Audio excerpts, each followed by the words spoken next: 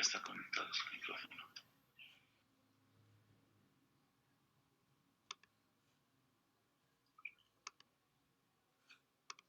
Bueno, hola, muy buenas tardes. Buenas tardes, padre. ¿Sí se oye? Hola, buenas tardes. Primero, a los de siempre, me da mucho gusto, quiere decir que insisten en llevarse su estrellita, ¿verdad? Bueno, está bien, se les dará.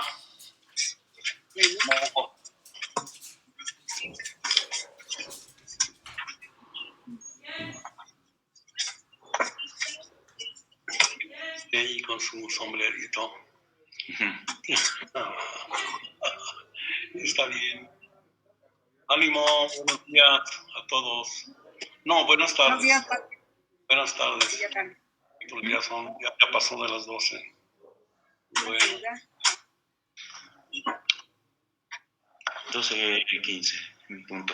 12:15, entonces ya empiezo, ¿no? Sí. Como son las 12:15, vamos a empezar en el nombre del Padre, del Hijo, del Espíritu Santo.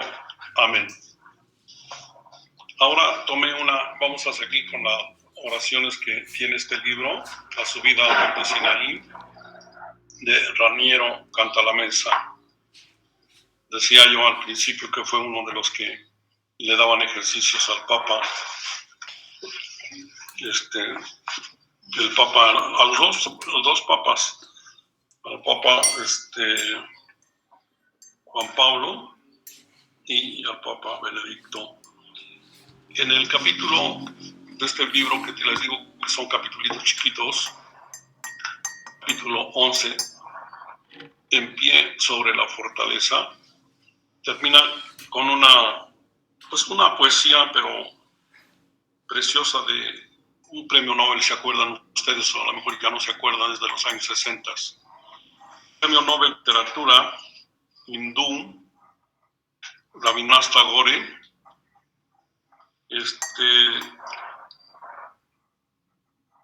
Vamos a orar con su poesía, porque se dirige a Dios. Al despuntar el día, se susurró que navegaríamos en una barca, solos tú y yo, y ningún otro en el mundo habría sabido de este nuestro peregrinaje en ese océano sin orillas. A tu sonrisa atenta y silenciosa, mis cantos irrumpirán en melodías libres como las ondas, libres de la esclavitud de las palabras. Hasta ahí vamos si quieren, cito la obra, para que si alguien tiene por allí algún libro de Rabindranath Tagore, 55, 65. Rabindranath Tagore, Gitanjali se llama su obra. Este fue el premio Nobel de por allí de los 60, no me acuerdo el año exactamente, pero fue de Juan Ramón Jiménez. Bueno, una vez pues que hemos hablado con Dios y de encontrarnos con Él en la soledad y sin palabras, eso es el contenido del texto, vamos a continuar nuestra búsqueda de las palabras reveladas ahora en torno al tema del matrimonio. Estamos en el capítulo 7 del libro de la primera carta a Corinto. Fíjense bien cómo empieza. En cuanto a lo que me habéis escrito, bien le está al hombre abstenerse de mujer. No obstante, por razón de la impureza, tenga cada hombre su mujer y cada mujer su marido. Que el marido dé a su mujer lo que le debe, y la mujer de igual modo a su marido. No dispone la mujer de su cuerpo, sino el marido. Igualmente, el marido no dispone de su cuerpo, sino la mujer. No os neguéis el uno a otro, sino de mutuo acuerdo por cierto tiempo, para dar oración. Luego volved a estar juntos, para que Satanás no os tiente por vuestra inconveniencia. Lo que os digo es una concesión, no un mandato. Mi deseo sería que todos los hombres fueran como yo, mas cada cual tiene de Dios su gracia particular, unos de una manera, otros de otra. Ahí me detengo un poco, porque vamos a ir parte por parte. ¿Qué sacamos de estos versos primeros? Primero, me gustaría que no se les vaya a olvidar leer la nota de la Biblia de Jerusalén, la nota del capítulo 7, la introducción. Porque la nota dice que Pablo no pretende responder todo lo relativo al matrimonio, sino solo exclusivamente las preguntas que le mandaron hacer a través de las personas que se contaron con él. Por eso, si se fijan bien,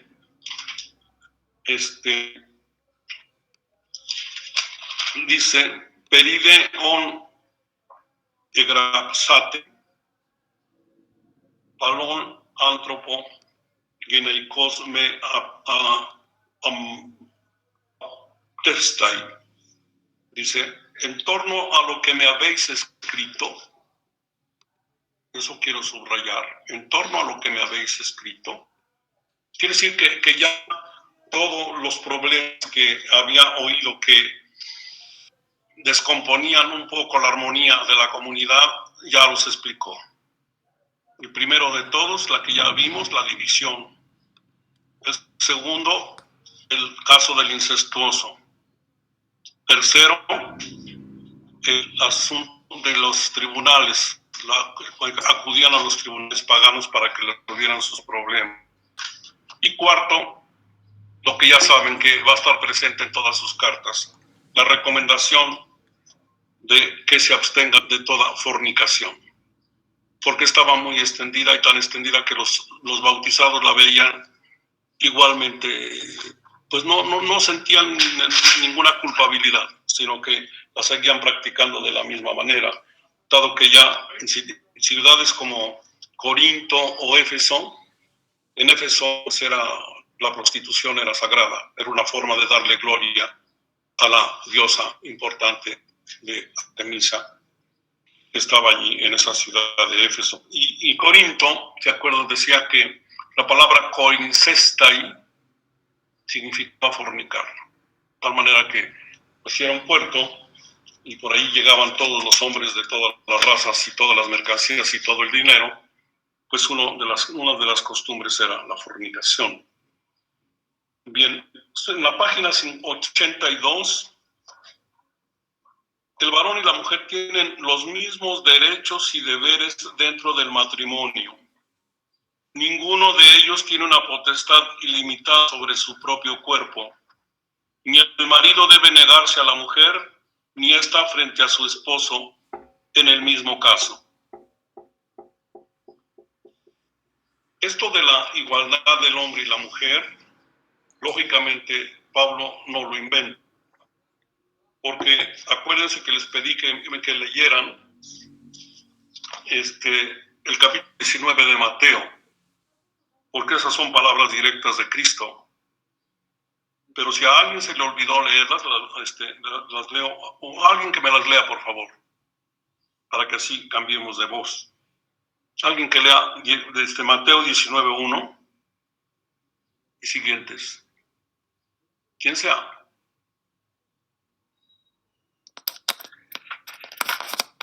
Cuando acabó Jesús estos discursos, partió de Galilea y se fue a la región de Judea, al otro del Jordán. Le siguió mucha gente y los curó allí. Se le acercaron entonces unos fariseos que, para ponerle a prueba, le preguntaron: ¿puede uno repudiar a su mujer por un motivo cualquiera? Él respondió, ¿no habéis leído que el Creador desde el comienzo los hizo varón y hembra? ¿Y qué dijo? Por eso dejará el hombre a su padre y a su madre, y se unirá a su mujer, y los dos serán una sola carne. De manera que ya no son dos, sino una sola carne. Pues bien, lo que Dios unió, no lo separe el hombre. Le preguntaron, ¿por qué entonces prescribió Moisés dar acta de divorcio y repudiarla?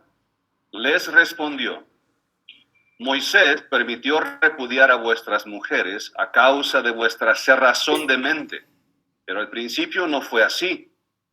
Pues bien, os digo que quien repudia a su mujer, no por fornicación, y se case con otra, comete adulterio. Hasta allí, muchas gracias. Bueno, yo creo, lo que quiero es subrayar que ya desde Cristo está bien establecido el rezo en los textos de Génesis 1:27 y también el 2:24, uno del sacerdotal, el primero, y el otro del yavista. Se habla de la unidad del matrimonio y se habla también de la igualdad del hombre y la mujer. En la última clase les decía yo que inclusive en la etimología, varón se dice ish, en el texto final de donde saca Cristo la toma, la cita pues. Y mujer se dice isha, aún etimológicamente pertenecen a la misma raíz, porque el hombre en la concepción de Dios solo está completo cuando están juntos hombre y mujer. Luego, segundo, entonces hay igualdad absoluta. Diferentes formas de pensar, sensibilidades diferentes, habilidades diferentes, carismas diferentes, pero identidades iguales. Por lo tanto, con Cristo se establece en una forma definitiva lo que ya venía desde el siglo desde el siglo X y después en el siglo V antes de Cristo. Y luego el texto que puede tenerles alguna preocupacióncilla. Ahora bien, dice el verso 9, os digo que quien repudia a su mujer por fornicación y se case con otra, comete adulterio. Por favor, otra vez les pido que lean la nota que tiene la Biblia de Jerusalén, precisamente en el verso 9, 19:9. Porque en caso de no por caso de fornicación, se tradujo al pie de la letra como porneia. Porneia es fornicación. Pero de acuerdo a la contextualidad y a la intención de Cristo, es que el matrimonio es para siempre. El verdadero amor no termina, crece, se desarrolla y termina en la eternidad, en la mente de Cristo. Por lo tanto, fíjense bien, solamente los hermanos separados y los ortodoxos traducen porneia por fornicación, por adulterio más bien. En cambio, nosotros siempre hemos creído que la palabra se traduce por concubinato. En caso de concubinato, pues entonces sí que se separe.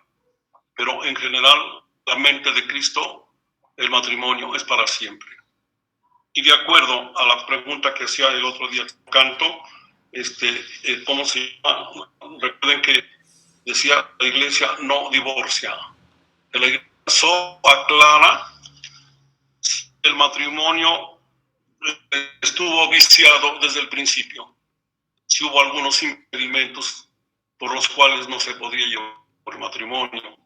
Y a esas pobres gentes creyeron que hasta que un juzgado eclesiástico pues les pudo aclarar su situación. Esto podría evitar la parte pastoral. Antes de casarse se asistiera a clases, unas clasecitas, aunque sean pues vagas, sobre lo que es el matrimonio. Yo trabajé 12 años en el movimiento familiar cristiano y ese movimiento tenía, yo no sé ahora, tenía un grado para novios y eran clases de 3 meses antes del matrimonio. Y también había otra organización que trabajaba aquí en Puebla, no me acuerdo cómo se llama, donde trabajaba el padre José Luis, mi compañero, que tenían también 3 meses de preparación para novios. ¿Por qué? Porque se debe saber exactamente a qué se va. Se deben preguntar a fondo si hay el amor verdadero que los pueda sostener a lo largo de la vida. Porque el matrimonio es una vocación y solo la pueden vivir llamados por Dios a esa forma de vivir. Es un regalo también de Dios, como vamos a ver también aquí en San Pablo. De tal manera que Pablo no toma sus decisiones por sí solo. Él las dice de otro modo, no las dice igual que Cristo. Pero en el fondo, lo primero que vamos a establecer es que el varón y la mujer, estoy leyendo en 82, ya regresé, el varón y la mujer tienen los mismos derechos y deberes dentro del matrimonio. Ninguno de ellos tiene una potestad ilimitada sobre su propio cuerpo. Ni el marido debe negarse a su mujer ni frente a su esposo. Las abstinencias pueden consentirse siempre y cuando haya un y libre acuerdo. Deben ser temporales y ordenadas a la oración y a los ejercicios espirituales, etc. ¿Por qué esto? Acá atrás, en la página 81, había dicho a propósito, ahí unos versos del 1 al 9, así como el problema de la fornicación no había sido fácil de resolver, pues era una costumbre muy arraigada dentro de los paganos y algunos después de bautizados la seguían practicando, y ahí tienen los textos. Hechos 15, 29, Primera Tesalonicenses 4, ya la habíamos hablado de ella, y para los Corintios 6 también ya la mencionamos. En cambio, llevados por el fervor de los inicios de la vida cristiana, habían renunciado a las nupcias y en general a las relaciones conyugales. Entonces Pablo, esa es la idea. Desde esa frase puse aquí, de acuerdo a lo que Pablo está enseñando, se puede entender todo lo demás. Las abstinencias pueden consentirse siempre y cuando haya un mutuo y libre acuerdo. Se trata de 2 personas de igual dignidad y que tienen todos los derechos. Deben ser temporales y ordenadas a la oración y a otros ejercicios espirituales, cuidando los tiempos, pues no sea que la prolongación inadecuada pueda empujarlos a la tentación de otros placeres. En esto no debe haber equívocos. Pablo ni prescribe el matrimonio ni la abstinencia, sino advierte a partir de la naturaleza humana lo mejor para todos y lo posible y excelente para unos. Dios ha repartido sus dones según su voluntad y no todos pueden aspirar a los mismos carismas. El casarse es un carisma de ambos.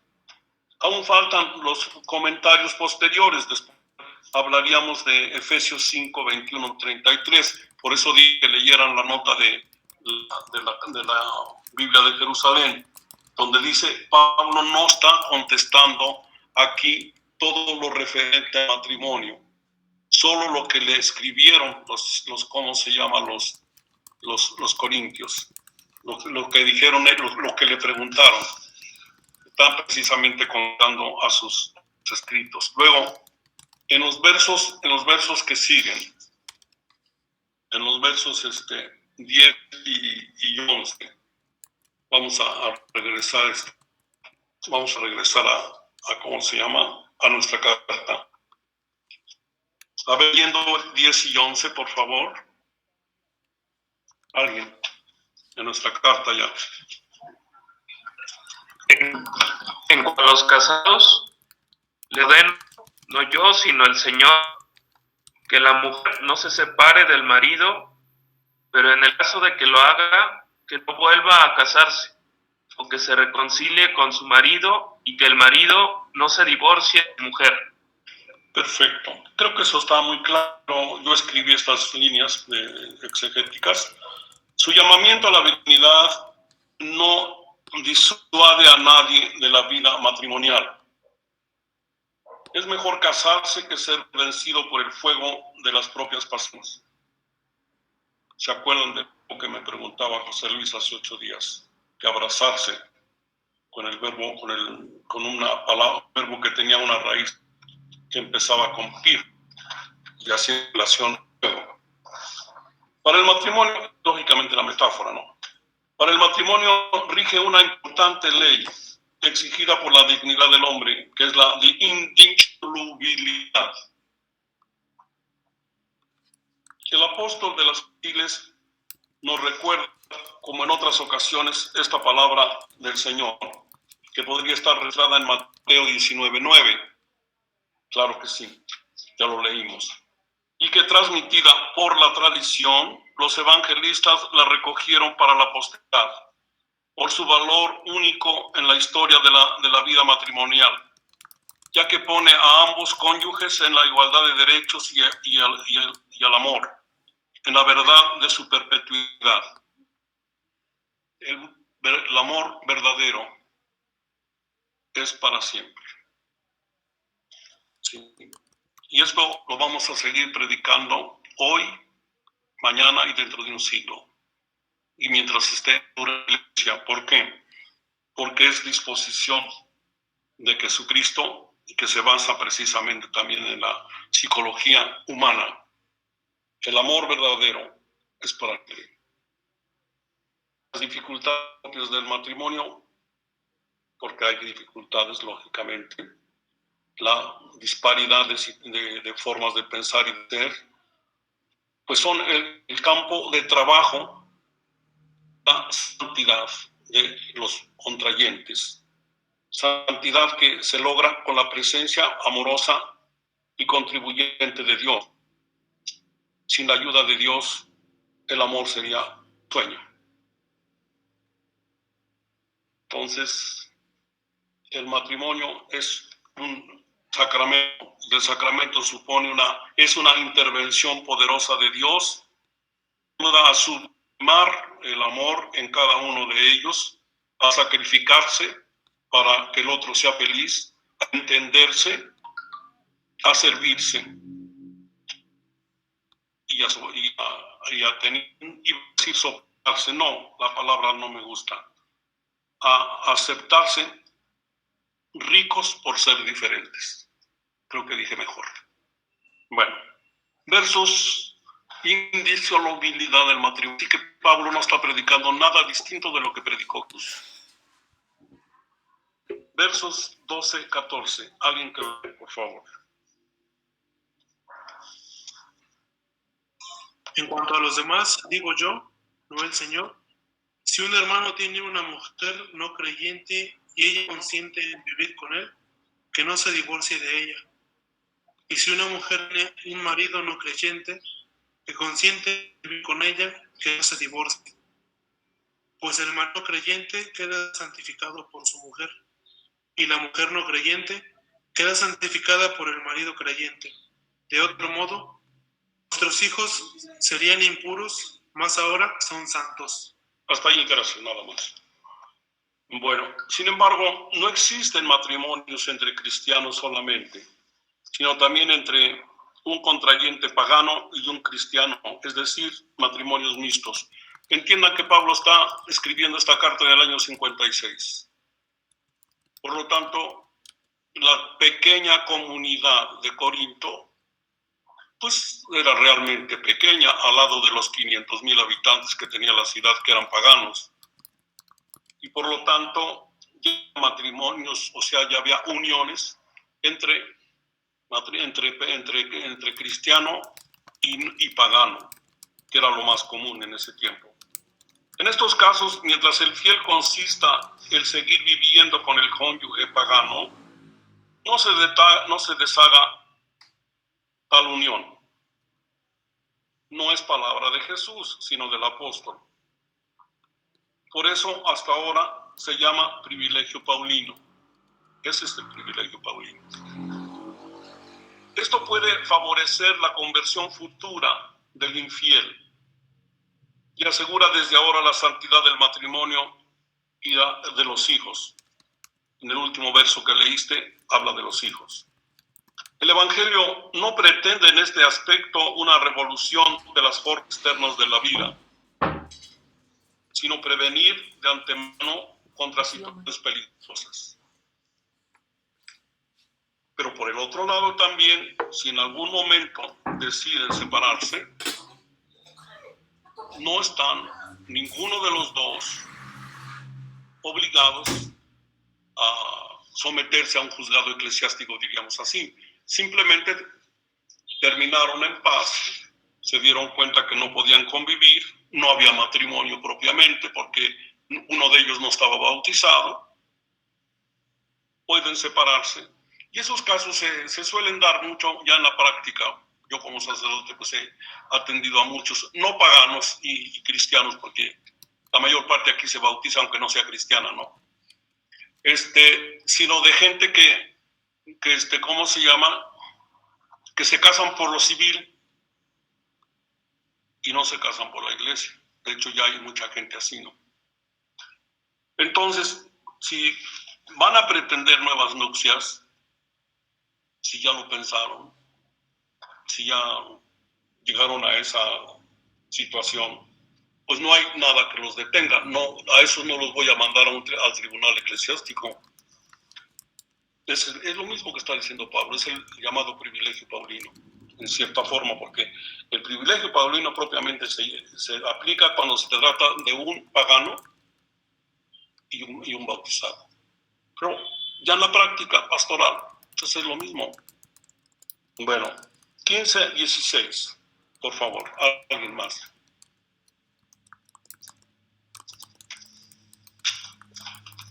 15:16. ¿Alguien? Pero si la parte no creyente. Pero si la parte no creyente quiere separarse, que se separe. En ese caso, el hermano o la hermana no están obligados. Para vivir en paz os llamó el Señor. Pues, ¿qué sabes tú, mujer, si salvará a tu marido? ¿Y qué sabes tú, marido, si salvarás a tu mujer? Sí, el hecho de que permanezcan juntos, ¿cómo se llama? Es por la esperanza de que a través de la convivencia la mujer llame al marido a la salvación o el marido llame a la mujer a la salvación. Eso aquí está, aquí mismo está en el ¿cómo se llama? En el griego, verso 16. ¿Qué sabes tu mujer? Vamos a oírlo. ¿Dónde está? Allá. Tigar oidas ginai. ¿Qué pues sabes, mujer? Si tú salvarás a tu marido, andra son 6. Ti oidas aner, o qué sabes tu marido, eiten ginaika son 6. Si salvarás a tu mujer, ¿qué sabes? Entonces, por esa razón, dice Pablo, permanezcan juntos. Es posible que mutuamente se ayuden para que el que no es cristiano llegue a serlo. Pero, como ya dije, si en algún momento deciden separarse, no hay problema. Bueno, en ese caso, No estoy hablando de los casados, realmente.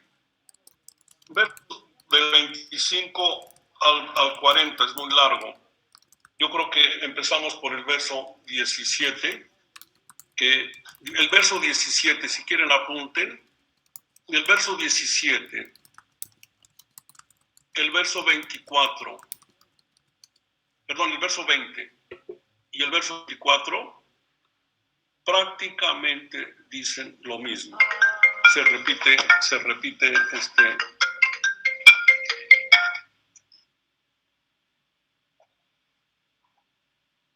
repite Pablo, ¿no? Sí. Si no, veámoslo para que sea más rápido. Entonces, estamos en el verso, decía yo, verso 17. Por lo demás, que cada cual viva conforme le ha asignado el Señor. Cada cual como le ha llamado Dios. Verso 20. ¿Dónde está el 20? Si alguien lo encuentra, pues que lo lea. Que permanezca cada cual tal como lo halló la llamada de Dios. Y verso 24. Hermanos, permanezca cada cual ante Dios en el estado en que fue llamado. Bueno, Pablo vuelve ahora al tema que abandonó en el verso 17 y se dirige, estoy en la página 83 en el último párrafo, a los que viven en virginidad y celibato, hombres y mujeres, aunque desde los inicios aclara no contar con un precepto directo del Señor. Ofrece líneas directivas personales basadas en su propia experiencia de apóstol. Puse aquí abajo que me extraña que no se hubiera basado en el capítulo 19 de Mateo, verso 12, ya que allí habla precisamente de que algunos por el reino de los cielos vivirán celibatariamente. Dice que no recibió precepto del Señor. Digo que me extraña de Pablo que no conociera el verso, ¿no? Pero él dice que recurre a su propia experiencia y a la inspiración divina. El apóstol habla con sus investiduras de evangelizador de Cristo, aconsejando que el célibe tiene un alto valor moral, versos del 1 al 8, sobre todo con referencia al tiempo, pues las comunidades primitivas esperan que de un momento a otro regrese Jesús resucitado a juzgar a vivos y a muertos. El mismo apóstol deja ver que él también cuenta con la proclamada parusía. Acuérdense de lo que ya leímos allá en la primera Tesalonicenses 4 y después en el 5 también de la misma. No hay que subvertir la realidad existente en sus fundamentos naturales y necesarios. El que está casado no debe separarse de su mujer. El celibato es una decisión excelente, pero no puede ser un mandato para todos. Así de esto es lo que está en esos versos. La expresión a causa de la necesidad presente. Ha habido varias opiniones en relación a esta frase para tratarla de entender, pero no creo que tenga mucha dificultad. Yo pongo la última, que es la que yo ofrezco, ahí leen las demás, pero creo que el escritor se refiere solo al corto tiempo entre el presente y la venida del Señor. Por eso dice, quien estaba sin casar cuando fue bautizado, permanezca así si quiere. El que estaba casado, que permanezca casado y que viva su vida de casado. Para poder aconsejar la inmovilidad frente a los cambios de estado. O sea, porque ya había empezado una situación que leí, ¿se acuerdan ustedes allá al principio? De gente que estaba dejando de vivir la vida matrimonial, pues en relación a falsas informaciones o a falsas interpretaciones también de las informaciones paulinas, ¿no? Pablo es un apologista de la virginidad. Estoy leyendo el último párrafo del 84. Pero sin lesionar los derechos del matrimonio. Y entre otras razones que aduce aquí en el 29 es la brevedad del tiempo que falta para la venida del Señor. Ahí está la causa. En la mente de él, acuérdense. Está próximo a venir el Señor. Pero todo cristiano tiene su propio tiempo ligado al de Cristo. Y teniéndolo como centro de la vida, se puede decidir más fácilmente por la continencia, ya que todo pasa rápidamente y nos aconseja el desprecio de los intereses materiales, con lo cual habla de la banalidad intrascendente de la vida, de la pérdida de atracción de las ofertas de lo humano. Pide que no se clave la mirada en la inminencia de la llegada, sino de acuerdo con el tiempo en su valor absoluto y relativo. Los cristianos no deben dejar de mirar hacia el horizonte de donde viene la salvación. Bueno, después pasando, pues eso sería todo en relación con el matrimonio, porque lo demás ya son es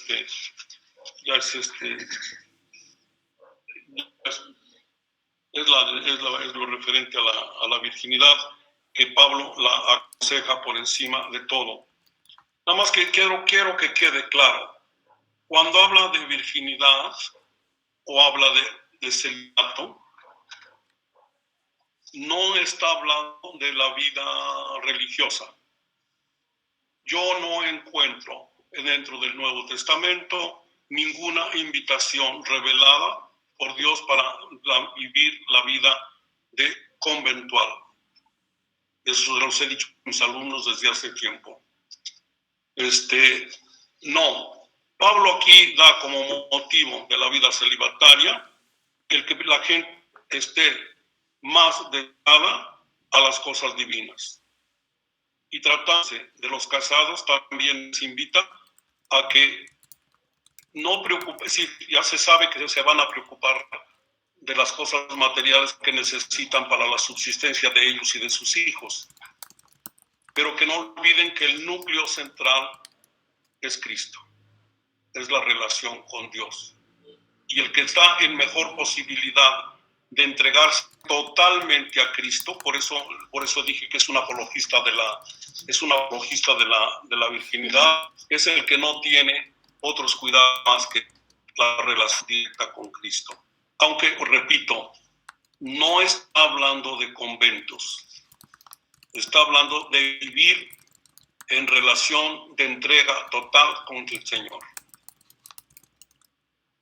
Pero termino diciendo que el matrimonio es un sacramento y que esa dificultad de vivirlo a veces se vence precisamente sabiendo que ambas tienen una intervención o reciben una intervención divina, poderosa, que los cambia y les ayuda a sumar y a entender más las diferencias del cónyuge. Tienen su propio carisma, tienen su propia asistencia, tienen a Dios de acuerdo a su propia vocación matrimonial. Y en cuanto al celibato, también es otro carisma para vivirlo de otra manera, en forma dedicada al Señor. Lo que no se valdría, según la mente del texto de Pablo, es quedarse célibe sin tener a Dios en el centro de la vida. Y termino también diciéndoles que esto, lo que dije al principio, aquí Pablo no está resolviendo todos los problemas del matrimonio, sino todo lo que le mandaron decir, porque después vamos a verlo primero Dios, en la página 289, tenemos allí una exégesis en torno al matrimonio otra vez, en la carta a los Efesios. en el capítulo 6, verso 21 al 33. Si por ahí el texto, si no, yo sí lo tengo. Creo que lo tengo por aquí marcado. Todavía no lo vamos a ver, solo quiero que lo lean. Maridos, alguien que ya lo tenga. Efesios 5, 25. ¿Alguien? Maridos, amad a vuestras mujeres como Cristo amó a la iglesia y se entregó a sí mismo por ella, para santificarla, purificándola mediante el baño del agua en virtud de la palabra, y presentársela resplandeciente a sí mismo, sin que tenga mancha, ni arruga, ni cosa parecida, sino que sea santa e inmaculada. Así deben amar los maridos a sus mujeres como a sus propios cuerpos. El que ama a su mujer se ama a sí mismo, porque nadie aborrece jamás su propia carne, antes bien la alimenta y la cuida con cariño, mismo que Cristo a la iglesia, pues somos miembros de su cuerpo. Por eso dejará el hombre a su padre y a su madre, unirá a su mujer, y los dos serán una sola carne.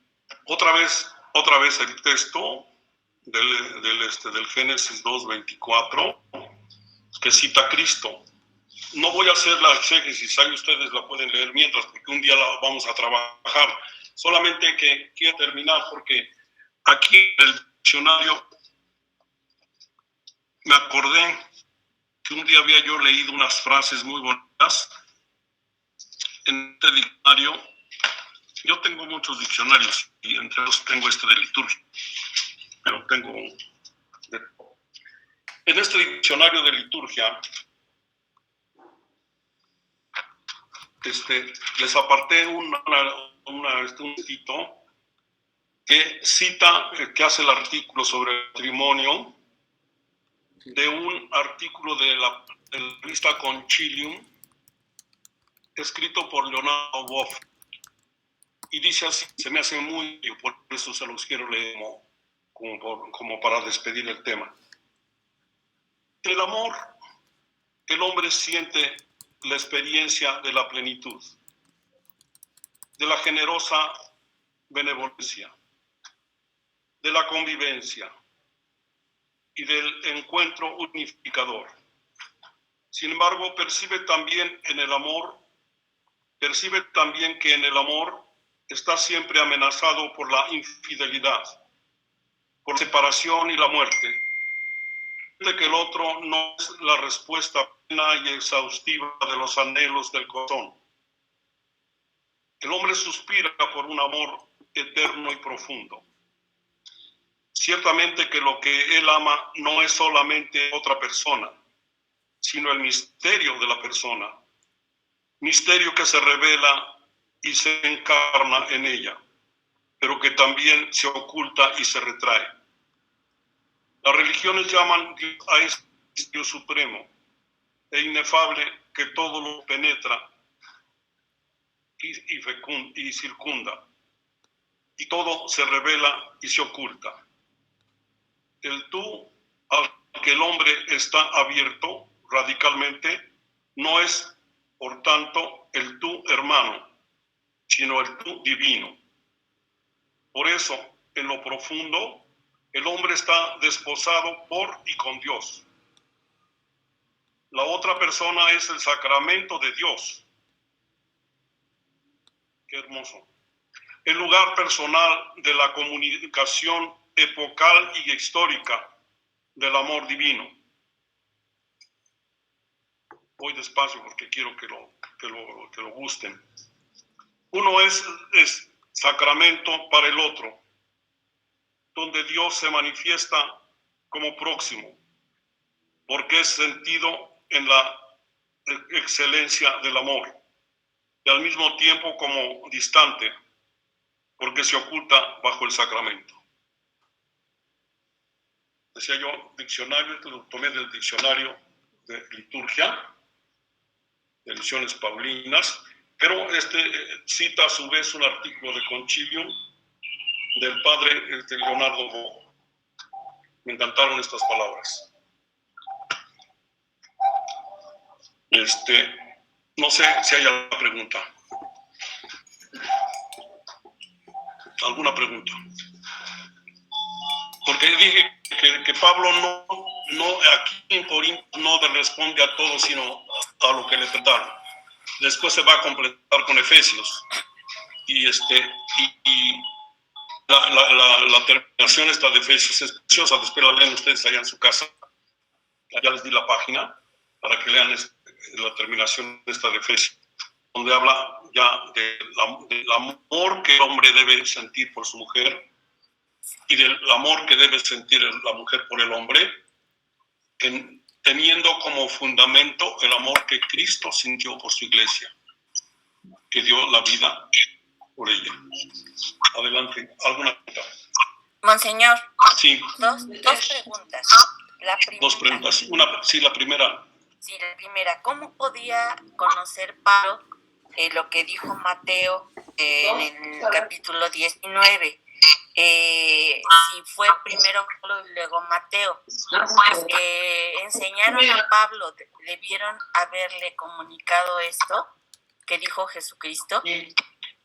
Sí, mire, espérame, contesta después me hace la otra. Primero una. Mateo escribió su evangelio por los 80, más o menos. No está escribiendo en los años 56.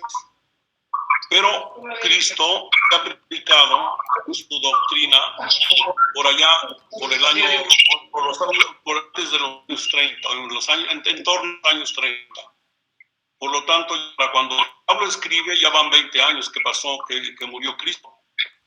Y el Evangelio de Mateo ya lleva 70 años, o 60 por lo menos. Pero Cristo ya había aclarado eso. O sea, y Pablo sigue a Cristo en todo. Y yo digo que me extraño no haya, que dice que él está diciendo eso de cuenta, de luego inspirado por Dios, pero de hecho, a mí me extraña que no hubiera leído nada sobre, o no hubiera conocido esa frase de Cristo que está en el capítulo 19 de Mateo. Nada más, pero es decir, la diferencia es de cuándo se escribió una cosa y cuándo se escribió otra, en relación de cuándo se dijo. Se dijo por los años 30, se escribió por los 56 y por el 80-90. Sí. Y la otra pregunta, Monseñor, es Sí. Si un matrimonio, los dos católicos se casaron, pero al cabo de los años uno de los cónyuges cambió de religión, ¿qué pasa con este matrimonio? ¿Se puede disolver o se pueden separar? ¿O qué procede?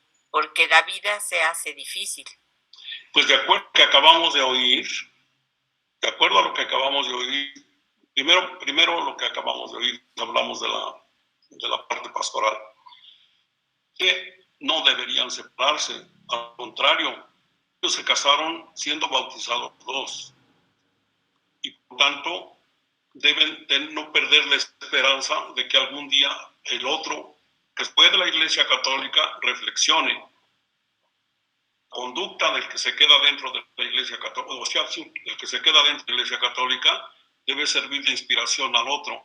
Si eso lo dice Pablo de los matrimonios mixtos, pagano, cristiano, ¿cuánto más de matrimonios se llevaron a cabo desde el mismo bautismo, o sea, desde la misma catolicidad, ¿me entienden? Entonces, hay que esperar a que la edificación del digamos, en este católico, logre convencer al otro. Ya en práctica, esa es la doctrina. Esa es la doctrina. En la práctica se vuelve complicado. Se vuelve complicado. También, aunque usted no me hace la pregunta, voy a decir algo en relación con el 9 que leímos de Mateo. según Cristo, solo en caso de concubinato. Así se traduce la palabra porneia en el cristiano católico. Lo que quiere decir que la fidelidad y ¿cómo se llama? Y la persistencia en el matrimonio es para siempre, la perpetuidad del matrimonio, ¿me entiendes? Cristo solo concibe el amor así. El verdadero amor es el que vive para siempre, el que es verdadero siempre, ¿me entiendes? Sin embargo, ¿cómo se llama?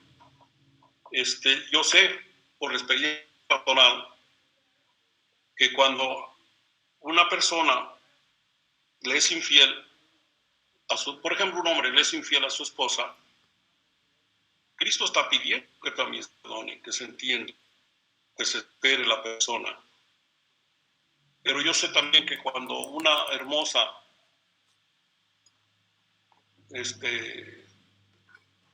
copa de cristal se agrieta, por más que quiera ponerle algún pegamento, la grieta va a estar ahí.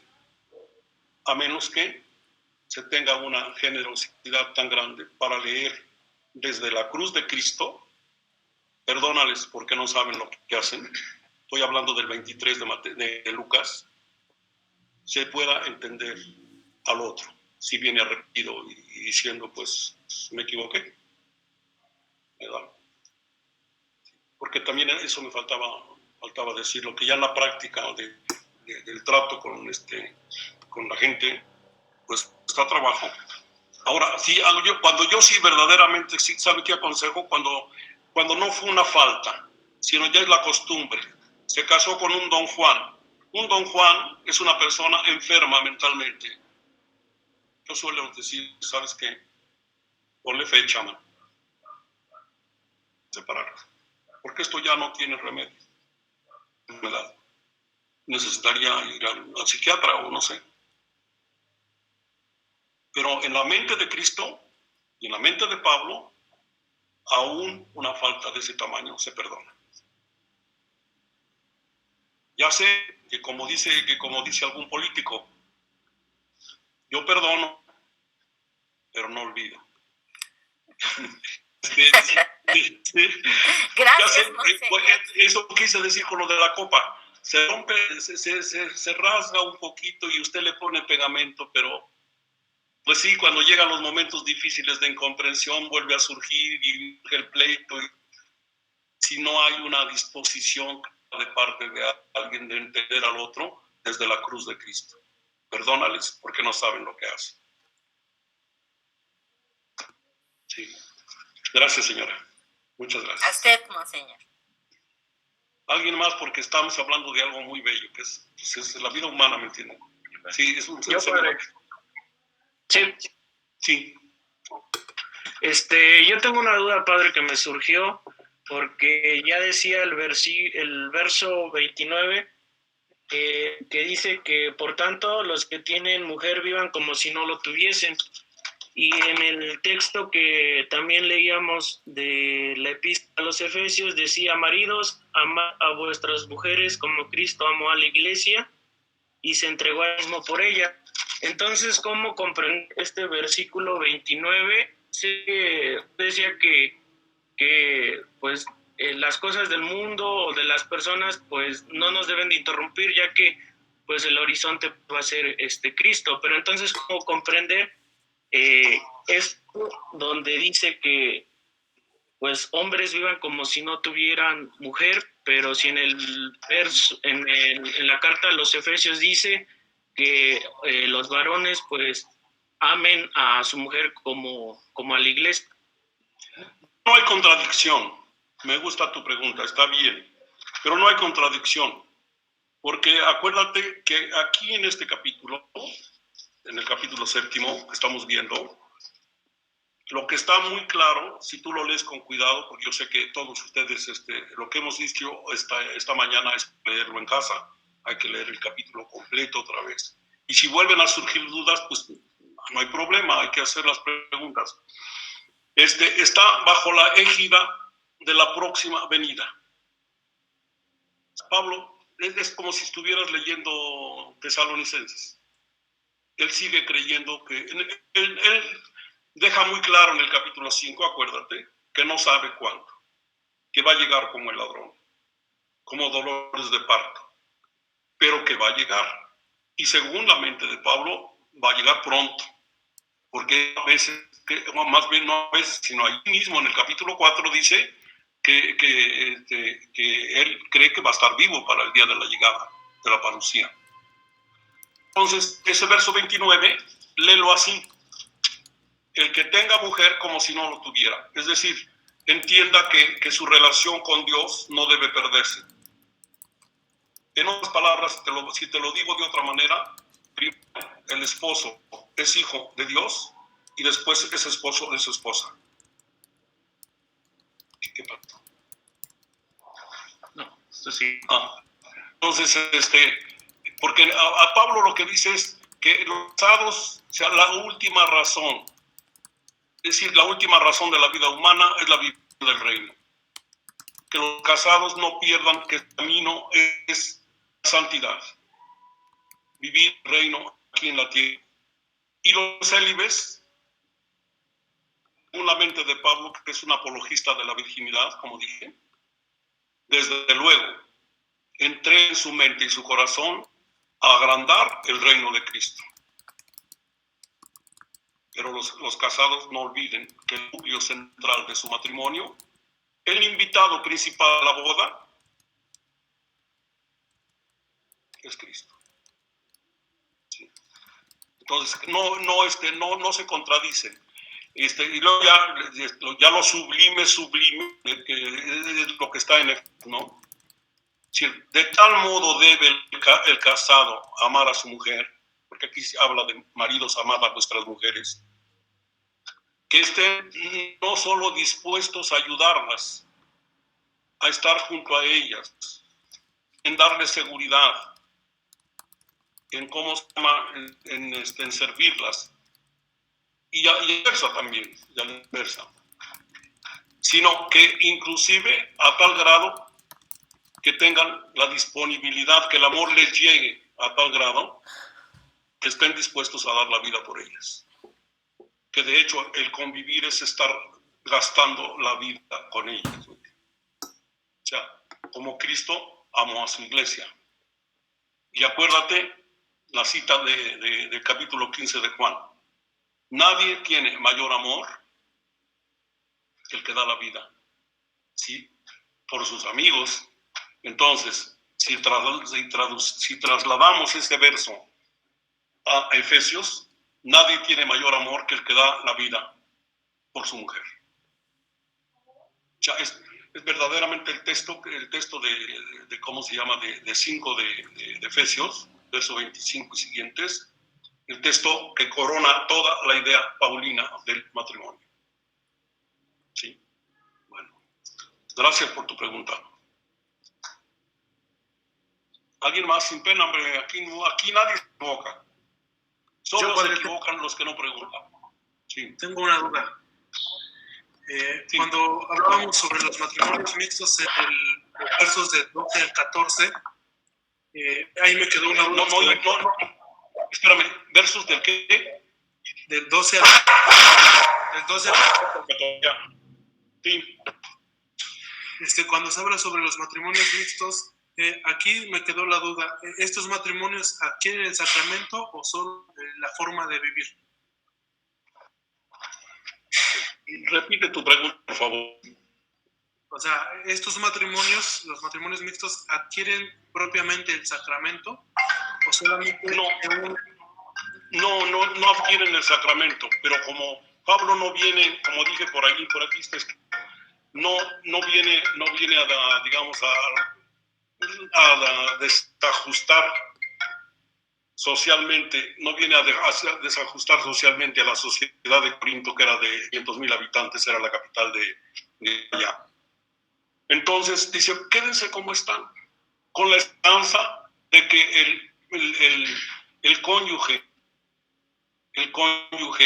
se llama cristiano, con su vida y su edificación logre la conversión del otro. Eso es todo. sea, no pasa nada. Solo sepárense si ambos libremente así lo deciden. Y entonces están ligados para poderse casar con quien quieran, pues. ¿Sí? Eso es lo que dice Pablo. Y ese es lo que se llama el privilegio paulino. Aquí están las hojas, aquí están las hojas. Sí. Gracias. Si ya no hay otra cosa, inicio el tema que sigue. Padre, Las 11:15. Sí, las 11:15. Voy a iniciar el tema que sigue. Para ver. El tema que sigue, tengan en cuenta dos cosas. Me refiero a Corintios 9, 1 al 27, de la página 86.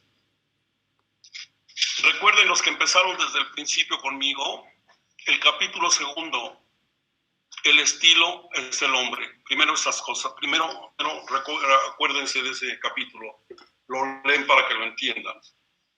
Allí no estaba yo hablando de teología, estaba hablando de literatura.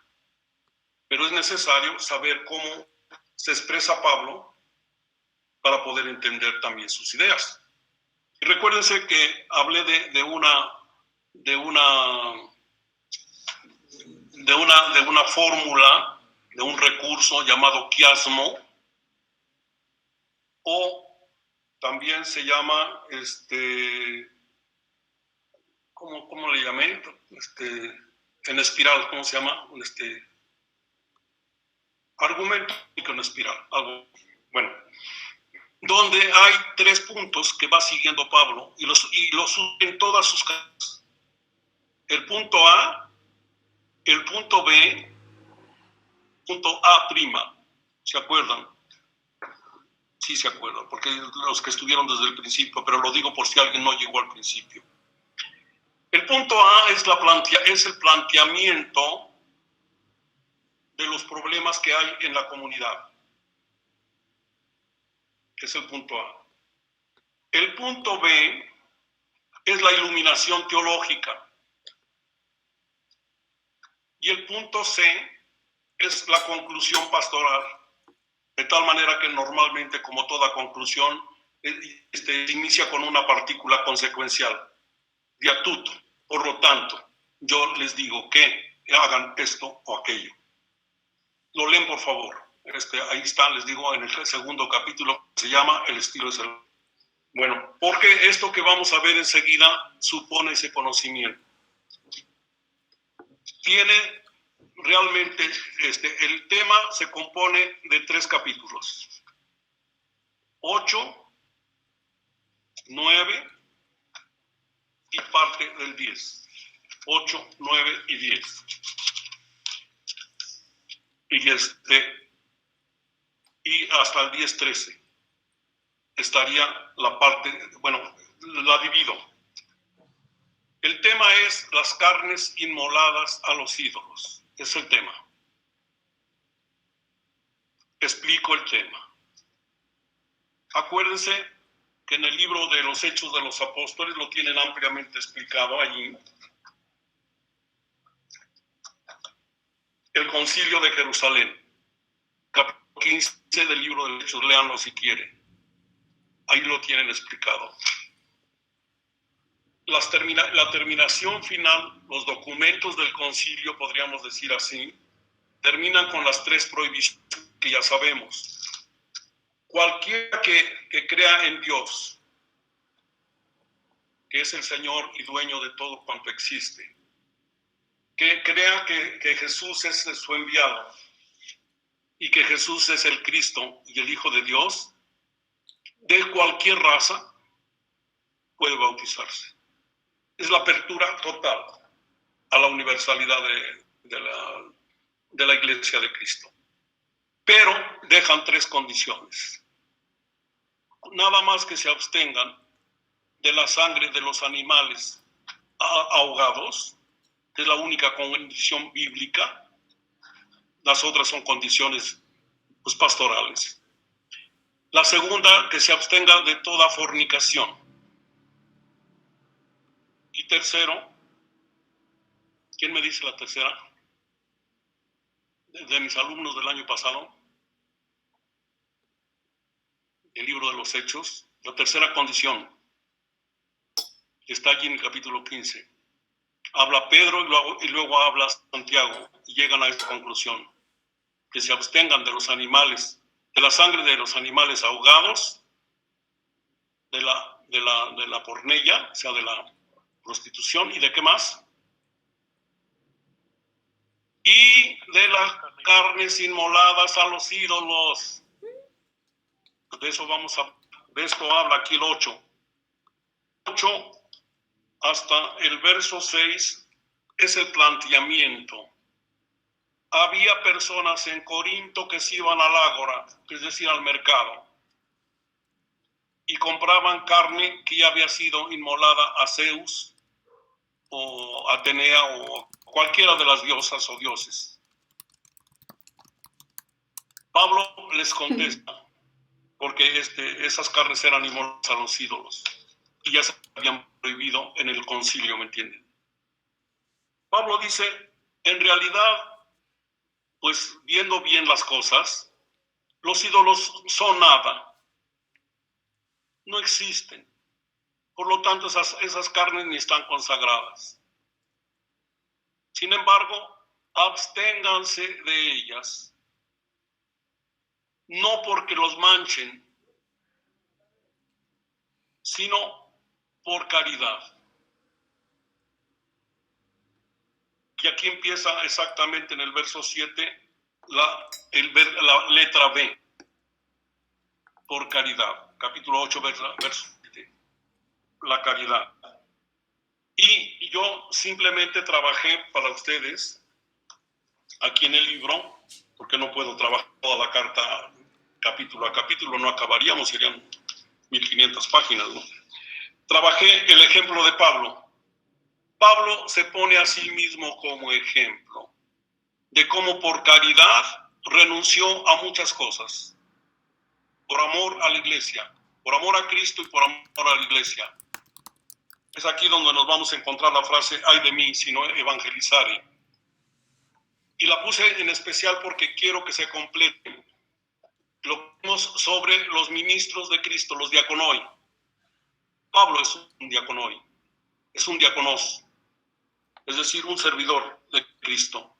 Y por lo tanto, él se pone como ejemplo y vamos a trabajar en la próxima clase ese capítulo 9, verso del 1 al 27.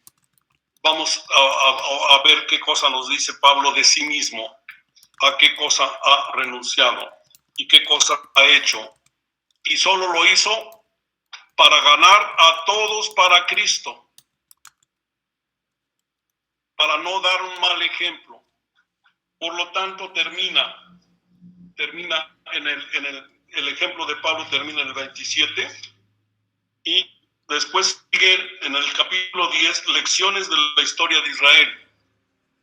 Cómo otros hombres buenos del Antiguo Testamento también tuvieron que renunciar, amor a Dios, a muchas cosas. Y luego ya viene la letra A', o sea, la consecuencia. En el verso 14, que dice, por eso, queridos, huid de la idolatría. Os hablo como a prudentes. Juzgad vosotros lo que digo. La copa de bendición que bendecimos, ¿no es acaso comunión con la sangre de Cristo? Y el pan que partimos, ¿no es comunión con el cuerpo de Cristo? Porque aun siendo muchos, un solo pan y un solo cuerpo somos, pues todos participamos de un solo pan. Fijaos en Israel según la carne. Los que comen de las víctimas, ¿no están acaso en comunión con el altar? Etcétera. Entonces, así como volvamos a Pablo, acuérdense, es un judío. Él sabe lo que pasa en el templo, en la liturgia del templo. Hay víctimas. Las víctimas se ofrecen a Dios. parte de víctimas cuando el sacrificio no es holocausto, porque holocausto quiere decir que se quema todo en honor de Yahvé. Cuando no es holocausto, parte de la víctima es para Dios, parte para el sacerdote y parte para los oferentes, que después del sacrificio comen en comunión con Dios, siendo Dios ya el dueño y el anfitrión, el que invita en un banquete en donde participan los oferentes, o sea, los que llevan las víctimas, los sacerdotes, y preside Dios. Entonces, la víctima quedó sacralizada, entró dentro del misterio de Dios, fue aceptada por Dios. Ese es el esquema normal para los judíos.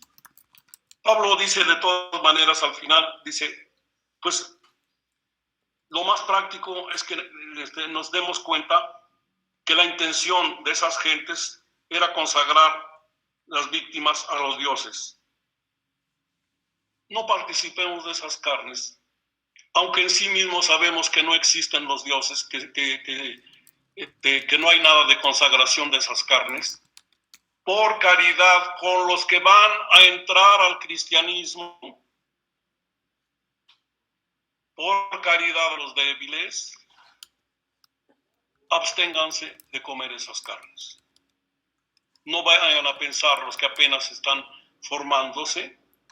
En el seminario les digo, háganlo ustedes teólogos en favor de los que están en el introductorio, para que se dan cuenta que los del introductorio son personas que están llegando de la calle apenas, que van entrando al seminario.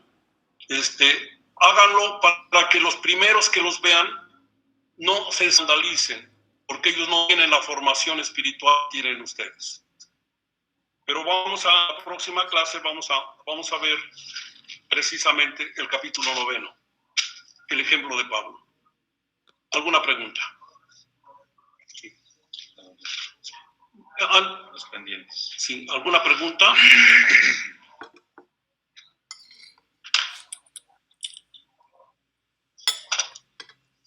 Yo, el hacer eso que puede ser como un tropiezo para los nuevos, no estamos hablando a lo mejor ahorita de comer carne para los ídolos, sino de cosas ya más en la vida real, estoy preguntando, como por ejemplo el fumar.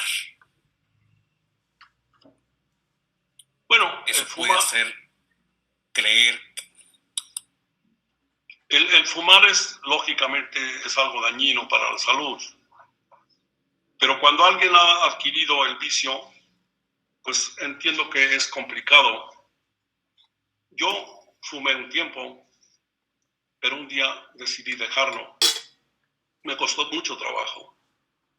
Pero también tuve que pensar no solamente en mi salud, sino en lo que tú dices. Oye, yo soy un maestro de un seminario. Estoy con jóvenes. No debo de ninguna forma incitar a que ellos también algún día tomen ese vicio, porque les va a dañar su salud. Y tarde o temprano, pues, el cuerpo nos cobra, ¿no? Tal vez no tenga la misma, como te dijera yo, la misma connotación, pero sí, ciertamente es algo dañino, algo que daña al cuerpo. Si se puede evitar, desde luego hay que hacerlo, ¿no? Desde luego que sí.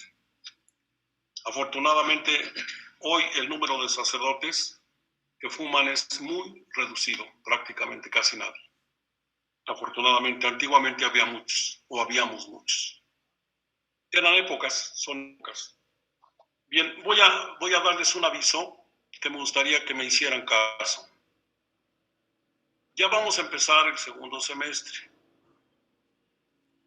pero estamos en una situación muy complicada de pandemia, ¿me entienden? No voy a mandar a hacer propaganda escrita, porque pues ahorita pegarla en los templos es muy complicado y aparte va poca gente a los templos, etc. Entonces, quiero confiar en cada uno de ustedes. La existencia de nuestro instituto depende de la generosidad de ustedes. de su amor a la iglesia y del amor también a este instrumento que Dios puso en nuestras manos para que le sirviéramos. Entonces, José Luis hizo un promocional que tenemos.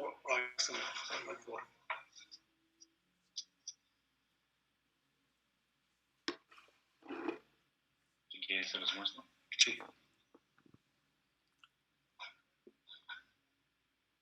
¿Se ve? Este promocional. A lo mejor se ve muy chiquito, pero espérenme. Noé se los va a hacer llegar a ustedes para que les facilite su trabajo, ayuden, porque que haya gente que se quiera inscribir en línea con nosotros a primero. Los de inscripción van a ser en el instituto.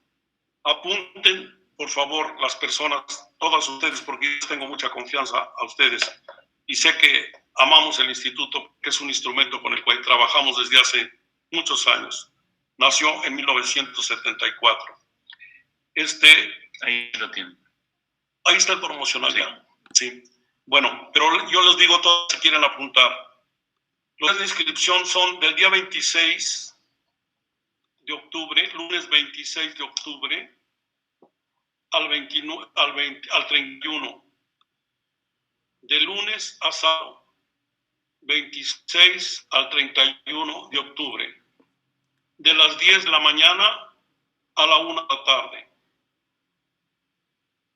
Y el martes y miércoles también en la tarde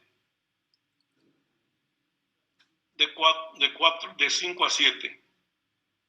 Y después vamos a dejar pasar Todos Santos y difuntos. Y el martes, miércoles y jueves de la siguiente semana, también mañana de 10 a 1. Creo que debe estar en el promocional, me imagino. ¿Sí está? ¿El horario? Lunes a viernes de 17 a 20 horas. Sí lo vamos a corregir. Sí, nada más. Sí, entonces falta. ¿Cómo se hizo el promocional? Ajá. Le vamos a corregir una más fecha. Lo demás está muy bien. José Luis, está bien. Entonces, pero creo en ustedes, Por favor, ayúdenos a promover para que se inscriban personas a primero. Y también para que se inscriban las demás personas, porque los gastos del instituto siguen adelante. Aunque esté cerrado, nos siguen cobrando el predial y la luz. Y seguimos pagando a las personas que hacen el aseo y a don Lalo que lleva la conserjería. O sea que se necesitan inscripciones para que siga subsistiendo nuestro instituto. Y lo digo de veras de todo corazón, nuestro instituto. Después ya les daremos más avisos de otras cosas, pero por lo pronto ayúdenos, porque es su instituto. Es un instrumento que Dios nos ha dado para difundir la palabra de Dios. Espero en Dios que siquiera cada uno de ustedes me lleve 3 o 4 personas a primero y que logre reinscribir a las que tiene los que son asesores. Ayúdense de sus alumnos para inscribir. Ayúdense de sus amigos, etcétera. Por favor. ¿Alguna pregunta final? Si no, nos vemos el jueves para hablar de Pablo, de los trabajos de Pablo. Padre, una sugerencia. ¿Por qué no que le graben ahí mismo, si quieren, ahorita que terminemos con el celular, un videíto invitando a los cursos con los datos y todo, y ya sea que le metamos algún tipo de extra, alguna imagen o algo, o simplemente que nos manden eso y lo compartimos en nuestras redes? Creo que sería interesante y podría dar resultado la difusión de esto, ¿no? Eso es lo que estamos diciendo. Gracias. Mira, te va a llegar a ti, a todos les va a llegar un promocional que ha hecho Creo que nomás hay que corregirle algunas fechas. Lo demás está muy bien hecho, que habla del instituto y habla en concreto que vamos a estar en línea, para que ustedes tengan un instrumento para poder invitar a personas, ¿me entienden? Porque realmente, ¿saben qué? Si ya les dije que me da muchísimo gusto que aquí estemos 65 gentes ahorita inscritas, imagínense el gusto que me da que haya 35 asesores que tengan sus grupos en línea, ahorita en este momento. Pues yo no pensaba una respuesta así, pero de lo que no estoy seguro es de los nuevos que van a entrar, ¿me entienden? Si no hay nuevos, ¿qué pasa cuando no hay nuevos en una institución? O por esta situación de la pandemia, se va quitando, se va rompiendo la secuencia, ¿me entienden? Entonces, les ruego. Porque ahora siempre hago, ¿cómo se llama? Hago algo, escrito. Pero ahora lo vamos a hacer en línea todo. Sí, pero sí. Ya existe el promocional, si quieren, te va a llegar. A lo que se refería es hacer a lo que se refería el compañero es a un comercial, como el que hemos hecho. Y un video chiquito, cortito de un minutito. Sí, hay un video. Sí. Hay un video, sí, cierto. También se les va a mandar el video. Sí. Si ustedes, sí, por favor. Sí. También es otra cosa que quería decirles. Miren, no hemos dejado caer la revista, nuestra revista Evangelio y Vida. Sigue existiendo. A mí me hacen favor de mandármela, ¿cómo se llama? Impresa. Pero ustedes pueden bajarla de la ¿cómo se llama? De la página del instituto. Instituto es ahí la tienen, sí. Instituto Católico de Teología, Camino, Verdad y Vida.org.